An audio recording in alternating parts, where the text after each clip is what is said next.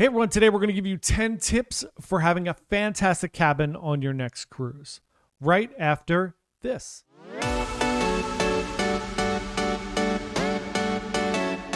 Hey everyone, John here from Bite Size Cruises. Welcome back to our channel. If it's your first time checking us out, we just try to provide you with some amazing cruise information so that you can plan and book your next amazing cruise adventure. If that sounds good, we would love for you to subscribe and like our videos. Come along with us on the journey here. So today we are going to be talking about 10 cruise cabin tips so you can have an amazing cruise. First thing we're going to talk about is what type of cabin you should book. This is a very personal decision.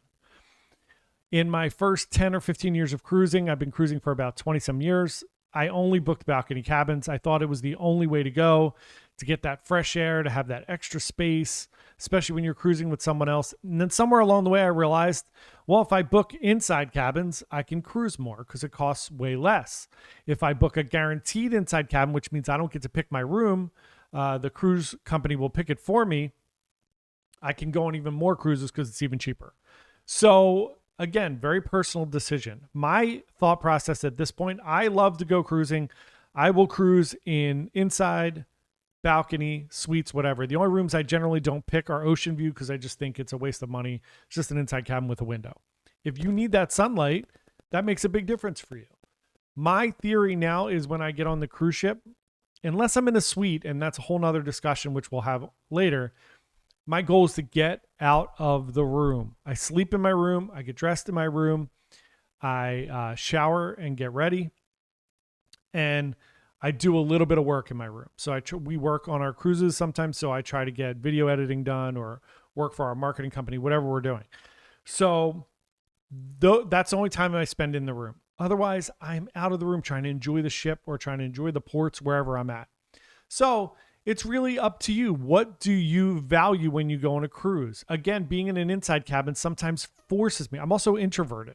So a lot of times what I would find is if I had a balcony or anything, I would sit on the balcony, watch a movie on my iPad or read a book, which is great. It's fine if that's what you choose to do. But having an inside cabin forces me to be a little more extroverted and get out of the room. There are also plenty of spaces on the ship where you could sit and hide and read a book and watch a movie if you wanted to. So that's number one. Pick the right cabin. Pick the cabin that's best for you. There's no right or wrong answer to that. It's whatever you value the most. Some people only go in suites. If I'm in a suite, I tend to stay in my room or in the suite area a lot more, which then stops me, which is amazing, but it then stops me from getting out and seeing the rest of the ship sometimes. So number two, if you do plan on staying in your room a lot and watching TV or relaxing, bring an iPad or a tablet or something that you could watch things on and download those things ahead of time. If you don't know, if you've never been on a cruise before, if you've only been on a few, TV on the cruises is not really a priority. Some cruise ships, like Disney, will have Disney movies for you to watch on the TVs. That's great. They own those. Most cruise lines are only going to have a few movies, some TV shows, and really only a few channels. We were on MSC the last 2 months, and there's really only like 4 or 5 channels. You get like CNN, Fox News, ESPN, and then you get a couple random channels, and that's it. The rest of them are cruise-related information, the daily itinerary of what's going on. Sometimes you get bridge cam. MSC had a port side of the ship, a starboard side of the ship, cameras going. So bring something with you if you want to, especially if you have kids and they're going to be laying around or watching TV in the room. There are usually a kids channel too as well. So next up, keep in mind the room is made out of metal. So if you didn't know this, all of your cabins on cruise ships are basically like, preformed little modules that snap in. So on those, they're all made out of metal. So you can bring magnets and hang things up to save space. Rooms are small on your cruise ship. So if you grab some magnets, we'll put a link in the description below. If you buy some magnets from Amazon or anywhere, you can use those to hang up your hat, to hang up your bag, to hang up your shirts, to hang up your daily compass or whatever the cruise newsletter is, tickets for excursions, anything like that, so you don't lose things and so you can save space. Next, use the safe in the room. If you are leaving the room, I know a lot of people leave their room And don't lock their balcony door or just leave things open. Keep your passport, your keys, and your wallet and those things in the safe. I will leave my computer out. I mean, there's no avoiding that. Usually it doesn't fit in the safe. I don't worry about the cruise staff. I mean, you see your room steward all the time. I don't worry about them. I worry about other people getting into your room. So, and if people are cleaning the room, sometimes the rooms are just propped open. So just be careful. Don't leave things out in the open so that people can see them. Next up, your luggage. Again, we're going to go back to space in your cabin. First, as soon as you get into your room, my general advice is unpack it, everything out of your bag, and just put things away. You don't have to unfold, if you don't want to like hang everything up and do all that right away, you don't have to, but get things out and away so that it doesn't feel like the room's closing in on you. Especially if you're in an inside or ocean view cabin, there's not a lot of space around the bed, especially if you have the bed split apart. You're only going to have that little middle. So put your luggage under your bed. Your luggage will fit under your bed. I think a lot of times people forget that and they try to put it in the closet and then they don't have room in the closets. Slide it right under your bed. There's plenty of room there for that. All the beds are raised up.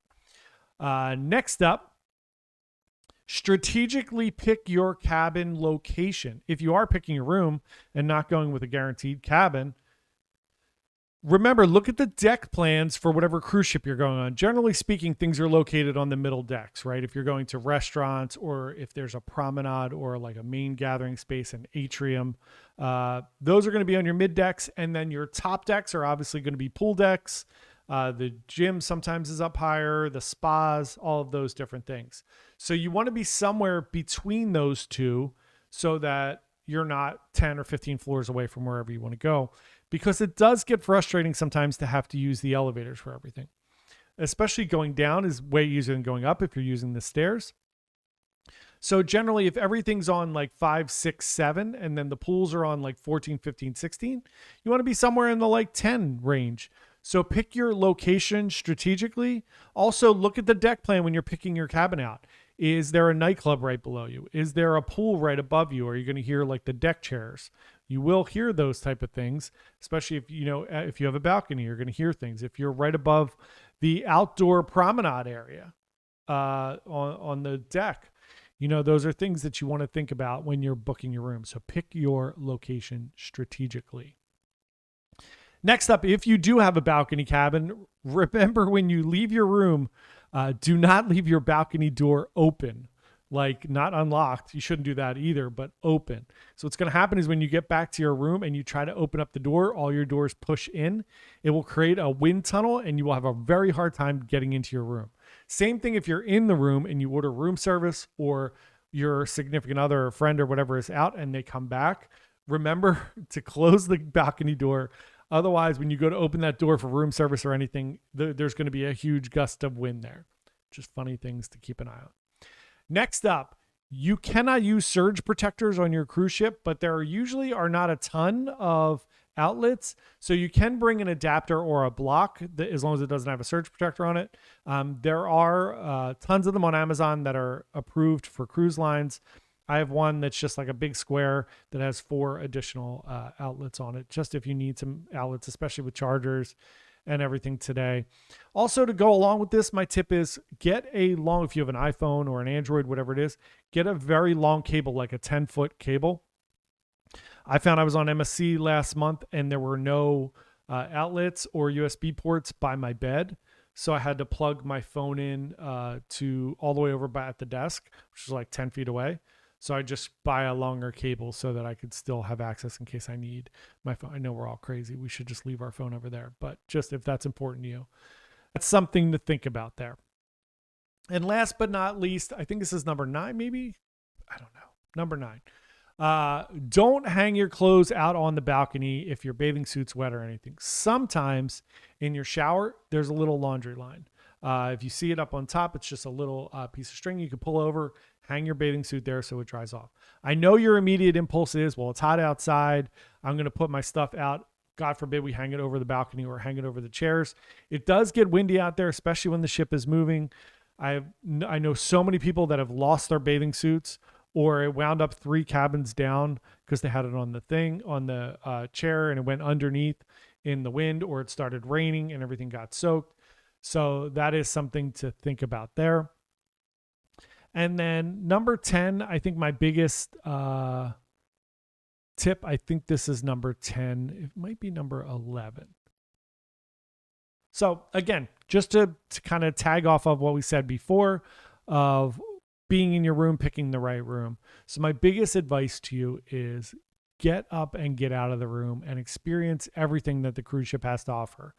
A lot of times I get off the ship and I wish I would have done a bunch of different things. So that's fine. That's normal that we have those feelings. And while you're on the ship, you certainly shouldn't get FOMO.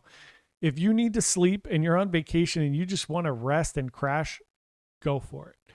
But if you are one of those people that kind of wants to do things and then kind of gets in your own head about it and then you wind up not doing them, my advice is just get out of the room and go. Try different things. You will never regret going to something that you went to, even if it's not fun. Generally, I'll go to things if 5 minutes in, I'm like, oh, this is not what I expected. You can always punch out and go back to your room.